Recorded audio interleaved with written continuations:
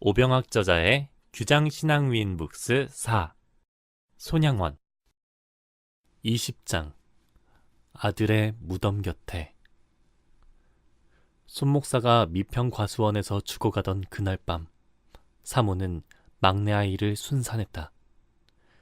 이 아이가 영영 아버지의 얼굴을 볼 수 없게 되고 만다면 어찌할까. 어느새 새벽녘이 되었다.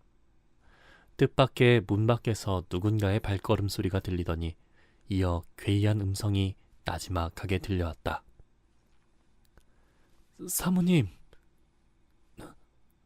그녀는 무거운 몸을 가까스로 일으켜 세워 문을 열었다. 누구요? 저 창수입니다. 장수라니. 동신이의 친구 창수입니다. 아니, 이 새벽에 어쩐 일로? 사모님, 어서 미평으로 사람을... 미평으로? 거기서 손 목사님이... 자, 우선 방으로 들어와요. 창수는 간신히 방 안에 기어 들어오긴 했으나 더 이상 말을 하지 못하고 정신을 잃고 말았다. 그 몸이 흙투성이가 되어 있는 것은 말할 나위가 없었고 얼굴색도 죽은 사람과 다를 것이 없는 상태였다. 창수가 인사불성에서 깨어난 것은 그로부터 얼마쯤 지나서의 일이었다. 그는 이때부터 사모님에게 그때까지 된 일을 차례로 들려주었다. 하나님, 당신은 기어코 제 남편을 순교자로 만드셨군요. 창수의 말을 다 듣고 난 사모의 첫마디였지만 그 얼굴에는 눈물이 하염없이 쏟아져 내렸다. 남편을 공산주의자들의 손에 끌려 보내놓고 난 손목사의 부인은 매 순간 눈물로 기도하지 않을 수 없었다.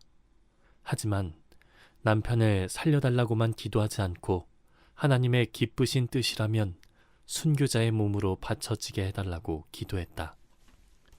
손목사가 체포당한 이후로 애양원은 날마다 공산당들에게 시달려야만 했다. 손목사에 대한 죄증 자료를 얻기 위해 수시로 와서 뒤졌던 것이다. 그런데 결국 애양원 역시 손목사의 죽음으로 말미암아 큰 충격에 휩싸이게 되었다. 사모님은 날이 밝자 곧 이 사실을 애양원 재직들에게 알렸다. 삽시간에 애양원은 발칵 뒤집혔다. 손양원 목사님, 우리를 남겨두고 떠나시다니 이젠 누가 우리를 돌봅니까? 애양원 재직들은 즉시 홍순복, 정달수, 김원태 세 사람을 현장으로 보냈다. 세 사람은 발길을 재촉하면서 서로 말을 나누었다. 정말 손 목사님이 돌아가셨을까? 들은 말로는 확실하지만 여러 사람을 향해 총을 쏘았다면 그 가운데서 살아날 수도 있지. 애양원 안에서도 별별 소리가 분분했다. 실상 돌아가시지 않고 기절만 하고 계실지 모르지. 그럼 만약을 모르니까 치료약품을 보내야 하지 않을까?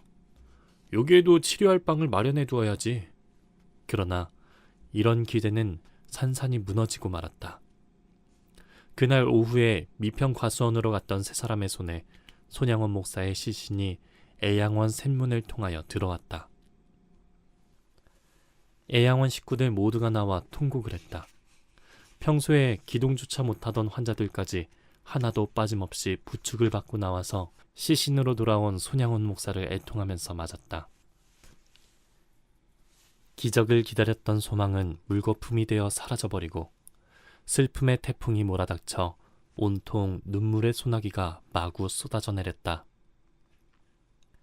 가슴을 찢고 제 옷을 찢고 시신을 끌어안고 얼굴을 부비면서 통곡하는 나병 환자들의 모습은 차마 눈을 뜨고 보기가 어려울 정도였다.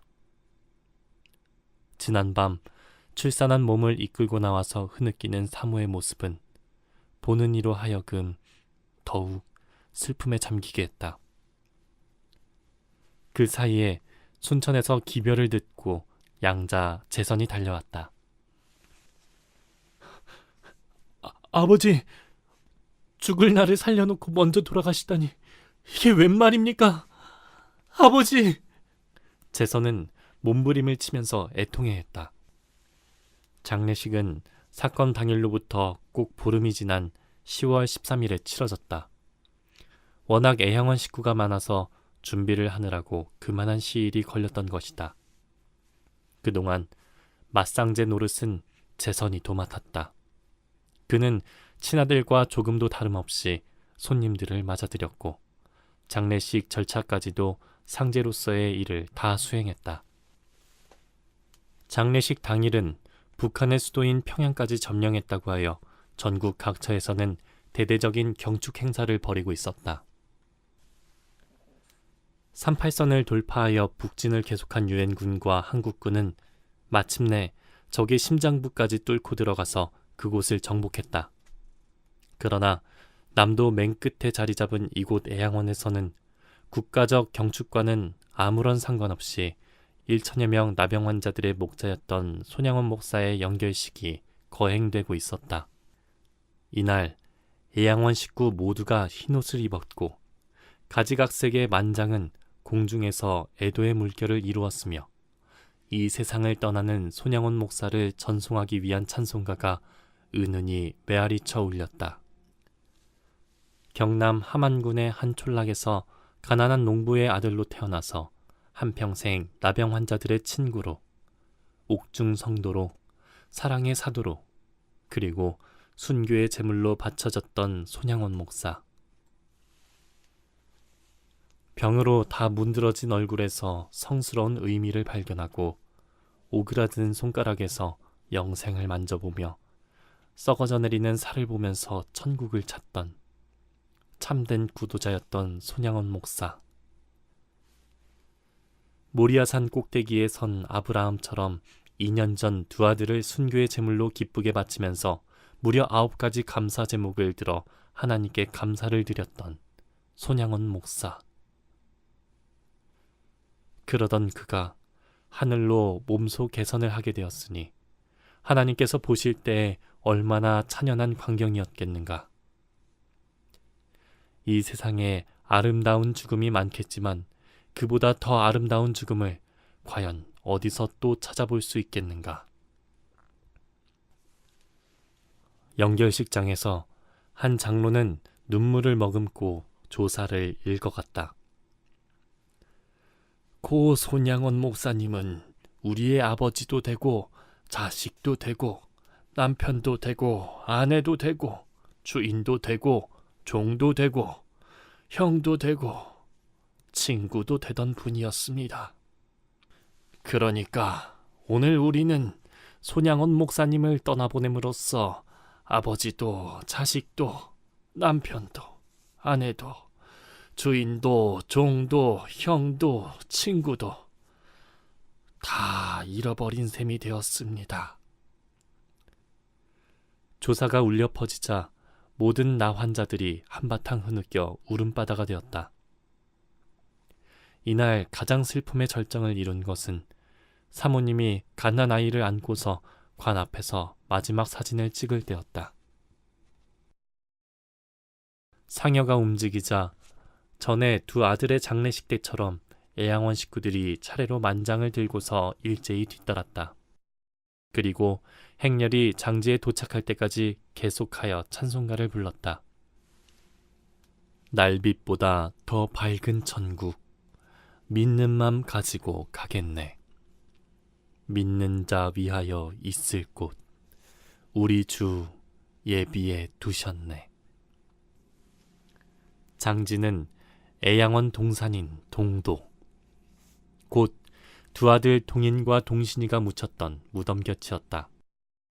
거기에는 부자지간의 묘지 3개가 나란히 마련되었다.